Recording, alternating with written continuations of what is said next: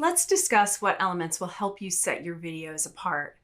First, you should think about how you plan to brand your videos. Branding your videos should include things like setting your logo as your profile icon, matching photos and videos to your brand aesthetic, including your brand colors throughout your video, using a branding watermark, and using consistent fonts. Those are only some of the ways you can think about branding your videos. Branding is a great way to add that human touch to your company. Another great way is to have a spokesperson. After all, YouTube loves people. For example, you could create a series around a person who your audience recognizes and wants to engage with. A spokesperson can help you connect to your audience directly.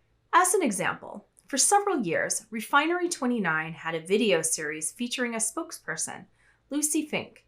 Her recognizable image endeared an audience to the brand. Did you notice that her face was also on the thumbnail for the video? That's because a face on your thumbnail helps grab attention to your videos. We found this to be true with our own content. When we started setting pictures of our HubSpot Academy professors as the thumbnails for our videos, those videos immediately received more views and likes. These familiar face thumbnails help to keep clients engaged and clicking video after video to learn from the faces they know. Another way you can set your videos apart is by paying attention to your video length. There are many differing opinions about the proper length for a YouTube video. It used to be that YouTube videos were short, but you might have noticed, video across the platform is getting longer and longer. The best YouTube videos aren't the Instagram video length of 15 seconds anymore. What we're finding is that longer videos often do better. Evan Carmichael, a YouTuber with nearly 3 million subscribers, found that videos over 10 minutes work best for him. At HubSpot Academy, we found that 20-minute videos perform best for us. This makes sense for what we offer at HubSpot Academy. We provide viewers a whole lesson in a video, which people are inclined to watch from beginning to end. So this all goes back to knowing your audience and having content that suits their needs. If you have great content, then the length needs to allow that content to shine. If you have a very long video, you can use video chapters. This feature lets viewers navigate to specific sections of videos. Typically, this is done in one of three ways: by selecting the video blocks on the video itself, by clicking on the links in the description, or if you are on mobile, you can scroll through chapter thumbnails. The chapters give a brief explanation of what the section is about. You turn on chapters by editing the description of the video, and in the details, you add a list of timestamps and titles. To opt into video chapters, make sure that the first timestamp you list starts with 0000. Your video should have at least 3 timestamps listed in ascending order. The minimum length for video chapters is 10 seconds. You see chapters most often in gaming videos, but there are a wide variety of ways you can use chapters for your business. You can also add a watermark to set your video apart. This involves placing a little image in the bottom corner of your video. Watermarks are a call to action to subscribe to your channel. When you set up your channel, you'll be prompted to create a watermark. You can decide if you want this mark to appear at certain points in the video or have it remain on the screen for the duration of your video. You can also change or add a watermark on the customization screen for the video in YouTube Studio. You may also want to consider making use of templated elements in your video.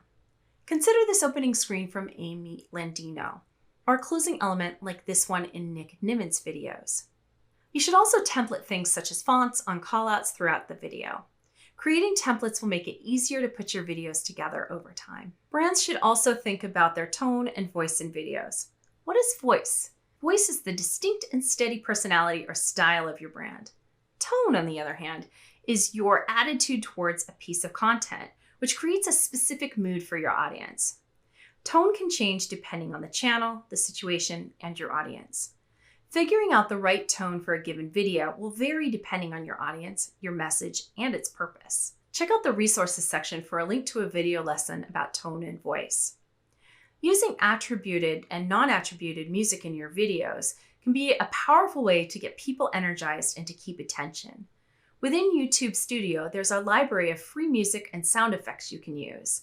You can also choose to use free music when you're editing your video. Of course, you can include your own music. Just make sure you have copyrights. Music publishers are some of the most ardent defenders of copyright, and they will not hesitate to go after businesses and individuals that are using music in their videos that they don't have copyrights for. A pro tip: Make sure you own the copyrights for the music you're using, even for music on a radio or at an on-site location that's playing in the background of your video. If you violate community guidelines, including by using copyrighted music or video, YouTube might issue you a strike. Strikes penalize your channels from doing certain actions, such as uploading videos, adding playlists, or creating community posts. If you get 3 strikes, your channel will be permanently removed from YouTube. There are sites that have royalty-free music that you can use. Just make sure they're legitimate sites before you decide to use them. Use cards and end screens to make your video stand out. You can have up to 5 cards in your video. You can also design specific intro and outro screen cards to use for all your videos. Well, you don't have to do that. Many of the most successful creators on YouTube have specific intro and outro screens. It's definitely something to consider as it both enhances branding and it helps you build your subscriber base. Of course, each of these elements should just be the icing on the cake for content that is interesting, unique, and serves a purpose for the viewer. That is what will make your videos truly stand out. With online events becoming the norm, YouTube Premieres gives marketers a new way to build momentum. If you have something big to showcase, such as a product launch or a significant event to promote, much like how a movie might have a premiere night, you can take advantage of a feature called YouTube Premieres. There are several types of premieres, including pre-scheduled trailers, countdown themes, and live stream pre-shows that will later direct to the main event. These events allow creators to take advantage of a live chat stream, as well as some of the channel's monetization features, such as Super Chat, stickers, and channel memberships. The chat is a great way to excite and engage your audience. If you have a special guest in your pre-recorded premiere, you can have them engage with the chat when the video launches. One thing to note, do not premiere every video. Instead, make your premiere spectacular, like for a product launch, a super important interview, or a big promotion for a big event. You need at least 1,000 subscribers to use YouTube Premieres. The video countdown premiere creates a countdown experience to pump viewers up. Next, there's a video format in YouTube worth mentioning, YouTube Stories. These are similar to Instagram, Facebook, Snapchat, and Twitter Stories in that they are short-lived video content, but rather than disappearing after 24 hours, they remain viewable for 7 days. YouTube Stories are 15-second mobile-only videos. They allow creators with at least 10,000 subscribers to engage casually with their audience. YouTube Stories are only visible on mobile in the personal subscription feeds or on the creator's page. You can engage directly with your comments on YouTube Stories. In fact, that's what they're best used for, audience engagement. Note that analytics for YouTube Stories are limited and can only be viewed by looking at the Stories tab on your YouTube channel page. Next, don't forget to A/B test your content. Testing your content is important to determine what is really resonating with your audience. You can test all sorts of things: titles, thumbnail images and colors, video length, topics, and a lot more. Develop 2 versions of your content and run each for a specific length of time. Then compare watch time, user interaction, conversion, engagement, CTR, and other metrics to determine what will perform best for your audience. So A/B testing, there's some services out there that can provide you the possibility to A/B test some of your videos. So you can test the thumbnails that you're putting out there. You can test the descriptions that you put on your videos out, and perform A/B testing for days or for months, or even up to the time that the data is actually even out more to one side than the other.